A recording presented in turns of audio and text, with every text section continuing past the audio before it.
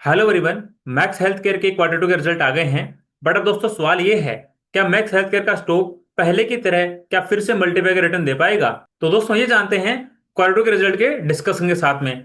और दोस्तों साथ में ये भी जानने की कोशिश करते हैं, क्या हॉस्पिटल सेक्टर के अंदर मैक्स हेल्थ केयर के अभी भी नंबर वन पोजीशन में बना हुआ है, या फिर किसी दूसरी हॉस्पिटल चेन ने मैक्स हेल्थ केयर से ज्यादा ग्रोथ करके नंबर वन पोजीशन बना ली है?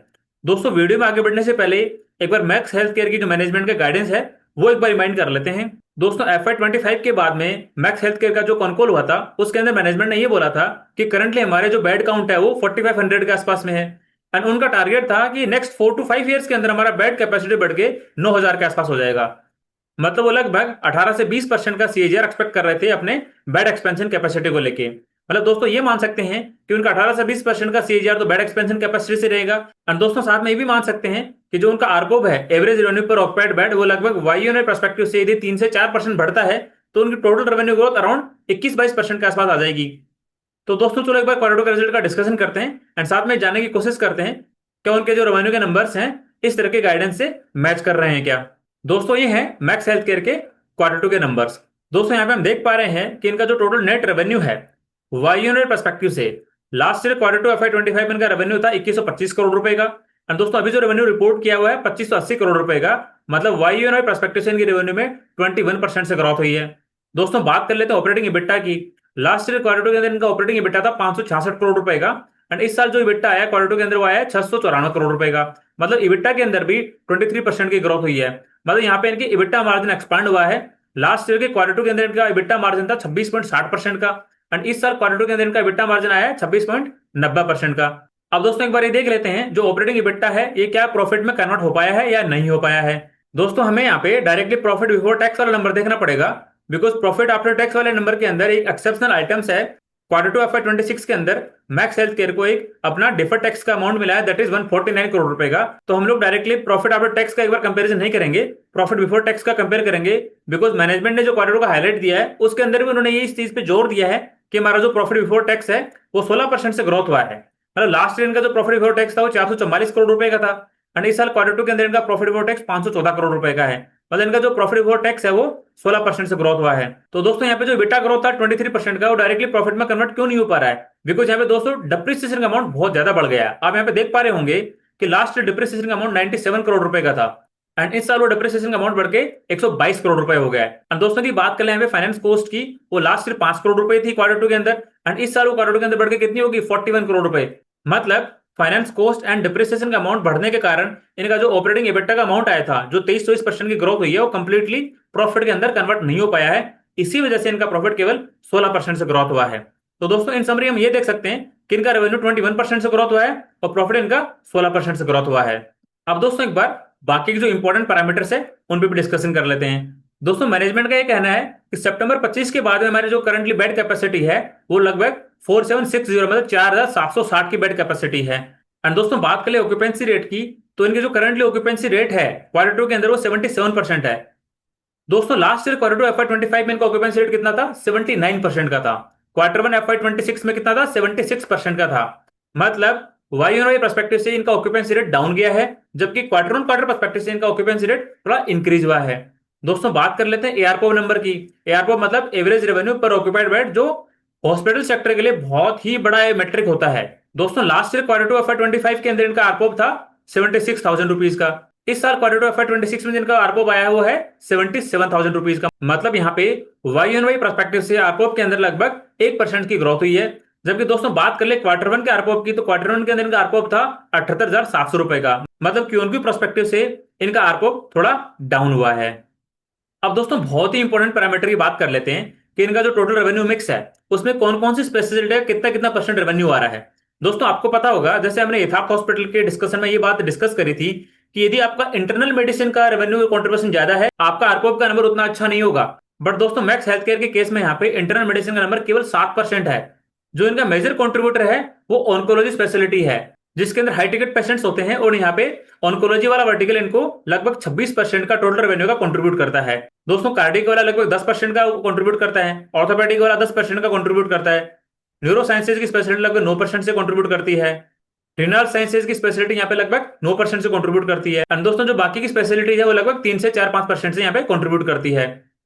मतलब ऑन्कोलॉजी इनका सबसे बड़ा रेवेन्यू ग्रोथ ड्राइवर है, लगभग 26% कंट्रीब्यूट करता है। एंड दोस्तों ऑन्कोलॉजी का मतलब कैंसर वाले पेशेंट मतलब बहुत ज्यादा कीमोथेरेपी कराते हैं। एंड दोस्तों आपको तो पता होगा कीमोथेरेपी कितना महंगा ट्रीटमेंट होता है। तो दोस्तों यहाँ पे आरपोप का नंबर बहुत ज्यादा इसलिए आ रहा है बिकॉज इनका जो मैक्सिमम रेवेन्यू का कॉन्ट्रीब्यूशन है वो ऑन्कोलॉजी वाले डिपार्टमेंट से आ रहा है। एंड दोस्तों हमने यथार्थ हॉस्पिटल वाले केस के अंदर देखा था कि उनका जो बाकी की दूसरी सुपर स्पेशलिटीज हैं इंटरनल मेडिसिन के अलावा, उनका रेवेन्यू मिक्स बढ़ना स्टार्ट हो चुका है। एंड यथार्थ हॉस्पिटल मैनेजमेंट का ये कहना था कि फिर टाइम हम लोग हमारा इंटरनल मेडिसिन का जो नंबर है उसको 15% से नीचे ले आएंगे, मतलब बाकी की स्पेशलिटीज का रेवेन्यू इतना ज्यादा ग्रोथ करा लेंगे, मतलब ऑटोमेटिकली इंटरनल मेडिसिन का जो रेवेन्यू कंट्रीब्यूशन का परसेंटेज है वो डाउन आ जाएगा। एंड दोस्तों बात कर लें geography wise max health care के हॉस्पिटल्स कौन कौन से स्टेट के अंदर है, तो आप देख सकते हो यहाँ पे लगभग 7-8 स्टेट है जहां पे इनके हॉस्पिटल्स हैं, like Delhi, UP, Maharashtra, Punjab, Uttarakhand, Haryana. And जो मेजर कंट्रीब्यूशन आता है जहां पे नंबर ऑफ बेड्स ज्यादा है वो आपका दिल्ली वाला एरिया है। तो दोस्तों ये हमने डिस्कस करे मैक्स हेल्थ केयर के क्वार्टर 2 के नंबर्स। दोस्तों नंबर्स को एक बार थोड़ा समराइज कर लेते हैं। दोस्तों वाईओ परस्पेक्टिव से इनका रेवेन्यू 21% से ग्रोथ हुआ है, जबकि इनका प्रॉफिट केवल 16% से ग्रोथ हुआ है। मतलब जो हमारी एक्सपेक्टेशन थी कि सेल्स भी 20% ज्यादा ग्रोथ होगी और प्रॉफिट भी 20% ज्यादा ग्रोथ होगा, उसको फुलफिल नहीं किया है। एंड हाँ दोस्तों ये मान सकते हैं कि जो इनका बेड कैपेसिटी का जो एक्सपेंशन का टारगेट है कि हम लोग 4500 बेड से बढ़ के 9000 बेड कैपेसिटी पे चले जाएंगे नेक्स्ट 4 से 5 साल के अंदर, वो बिल्कुल भी ये मान सकते हैं, बिल्कुल इंटैक्ट है। इन्होंने जो Q2 हाइलाइट्स में जो नंबर दिए हैं उसके अंदर उन्होंने प्रॉपर मेंशन कर रखा है कि हम लोगों ने हमारे मल्टीपल ज्योग्राफीज के अंदर बहुत सारे ब्राउनफील्ड फैसिलिटीज को सोर्स करना स्टार्ट कर दिया है। एंड जो ग्रीनफील्ड फैसिलिटीज हैं उन पे हमने काम करना स्टार्ट कर दिया है। मेजरली इनका जो ग्रीनफील्ड कैपेसिटी है वो गुड़गांव के अंदर आ रहा है 1000 हॉस्पिटल का। तो ये कह सकते हैं कि इनका जो बेड कैपेसिटी एक्सपेंशन का टारगेट है वो नेक्स्ट 4-5 साल के अंदर इजीली अचीव कर लेंगे। अब दोस्तों डिस्कस कर लेते हैं कि मैक्स हेल्थ केयर के स्टॉक के अंदर इन्वेस्टमेंट की अपॉर्चुनिटी बनती है या नहीं बनती है। एंड साथ में ये भी डिस्कस कर लेंगे कि हॉस्पिटल सेक्टर के अंदर क्या मैक्स हेल्थ केयर अभी भी नंबर 1 पोजीशन बना हुआ है या फिर जो दूसरे छोटे प्लेयर्स हैं क्या वो मैक्स हेल्थ केयर को आउट परफॉर्म कर रहे हैं अपनी रेवेन्यू ग्रोथ की रेट में। दोस्तों ग्रोथ पर्सपेक्टिव से मेरे को मैक्स हेल्थ केयर का सबसे बड़ा कॉम्पिटिटर यहाँ पे यथार्थ हॉस्पिटल लग रहा है। तो दोस्तों मैक्स हेल्थ केयर को यथार्थ हॉस्पिटल से डायरेक्टली कंपेयर कर लेते हैं। दोस्तों दोनों को एक बार पीयर टू पीयर कंपेयर कर लेते हैं। दोस्तों मैक्स हेल्थ केयर का रेवेन्यू कितने परसेंट से ग्रोथ हुआ? 21% से। प्रॉफिट कितने परसेंट से ग्रोथ हुआ? 16% से।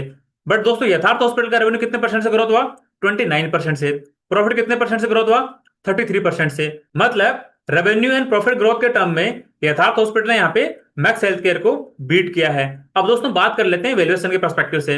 दोस्तों मैक्स हेल्थ केयर का स्टॉक करंटली 90 के प्राइस टू अर्निंग रेशियो पर ट्रेड कर रहा है। एंड दोस्तों मैक्स हेल्थ केयर का EBIT टू EBITDA करंटली 50-51 के आसपास में है, जबकि यथार्थ हॉस्पिटल का स्टॉक करंटली कितने प्राइस टू अर्निंग रेशियो पर ट्रेड कर रहा है? लगभग 50 के प्राइस टू अर्निंग रेशियो पर ट्रेड कर रहा है। एंड दोस्तों बात करें EBIT टू EBITDA की, तो Yatharth hospital currently EBIT to EBITDA कितना है? लगभग 25-26 के आसपास में है। तो दोस्तों आप ये देखो वेरिएशन के टर्म में भी यथार्थ हॉस्पिटल सस्ता है एंड ग्रोथ के टर्म में भी मैक्स हेल्थ केयर यहाँ पे आउट परफॉर्म कर रहा है। अब दोस्तों दोनों स्टॉक का एक बार फॉरवर्ड पैग रेशियो कैलकुलेट कर लेते हैं ताकि हमें ये क्लियर हो जाए कि इन्वेस्टमेंट के पर्सपेक्टिव से बेटर अपॉर्चुनिटी कहां बनती है, मैक्स हेल्थ केयर में बनती है या फिर यथार्थ हॉस्पिटल के अंदर बनती है। दोस्तों मैक्स हेल्थ केयर की एक्सपेक्टेड ग्रोथ रेट कितनी है? लगभग 20 से 22% के आसपास में है। Current price to earning ratio कितना है? लगभग 90 का है। दोस्तों एक साल बाद यदि forward price to earning ratio calculate करने की कोशिश करें तो कितना निकल के आएगा? लगभग 75 से 80 के बेस में। यदि फॉरवर्ड पैग रेशियो कैलकुलेट करने की कोशिश करेंगे तो कितना निकल के आएगा? लगभग 75/22, मतलब कितना निकल के आएगा? लगभग 3.5 के आसपास में। अब दोस्तों फॉरवर्ड पैग रेशियो कैलकुलेट कर लेते हैं यथार्थ हॉस्पिटल के लिए। दोस्तों यथार्थ हॉस्पिटल का current price to earning ratio कितना है? 50 के आसपास में। ग्रोथ रेट कितने के आसपास में? 30% के आसपास में। यदि forward price to earning ratio calculate करने की कोशिश करें तो कितना निकल के आएगा? अराउंड 40 के आसपास में। ग्रोथ रेट कितनी है? 30% की। तो फॉरवर्ड पैग रेशियो कितना निकल के आएगा? 40/30, कितना निकल के आएगा? 1.3। मतलब दोस्तों यहाँ पे साफ साफ फॉरवर्ड पैग रेशियो के टर्म में यथार्थ हॉस्पिटल मैक्स हेल्थ केयर को आउट परफॉर्म कर रहा है। तो दोस्तों यदि हम बात करें चाहे ग्रोथ रेट के पर्सपेक्टिव से, चाहे वैल्यूएशन के पर्सपेक्टिव से, चाहे फॉरवर्ड ग्रोथ रेशियो के पर्सपेक्टिव से, यहाँ पे क्लियरली इस रेस को यथार्थ हॉस्पिटल जीत रहा है एंड मैक्स हेल्थ केयर इस रेस में पीछे छूट रहा है। मतलब ग्रोथ रेट के पर्सपेक्टिव से मैक्स हेल्थ केयर अभी हॉस्पिटल सेक्टर के अंदर नंबर 1 प्लेयर नहीं है। दोस्तों मैंने मेरा पर्सपेक्टिव बताया है कि मेरी तरफ से कोई स्टॉक रिकमेंडेशन नहीं है। आप लोग खुद की रिसर्च करना, खुद का एनालिसिस करना, उसके बाद में ही डिसीजन लेना है कि आपको कौन से स्टॉक के अंदर इन्वेस्टमेंट करनी है। एंड दोस्तों इन्वेस्टमेंट के पर्सपेक्टिव से आपको इन दोनों में से कौन सा स्टॉक ज्यादा बेटर लगता है वो कमेंट सेक्शन में बताना बिल्कुल मत भूलना। एंड दोस्तों यदि वीडियो आपको पसंद आया तो लाइक जरूर करना एंड दोस्तों चैनल को सब्सक्राइब करना बिल्कुल मत भूलना, बिकॉज ऐसे ही हाई ग्रोथ करने वाले बिजनेसेस के रिजल्ट का एनालिसिस करके मैं यहाँ पे वीडियो बना के अपलोड करने वाला हूं जो आप लोगों को हेल्प करेगा आपके पोर्टफोलियो को रिस्ट्रक्चर करने में। ठीक है दोस्तों आज की वीडियो में इतना ही, मिलते हैं नेक्स्ट वीडियो में, तब तक के लिए थैंक यू।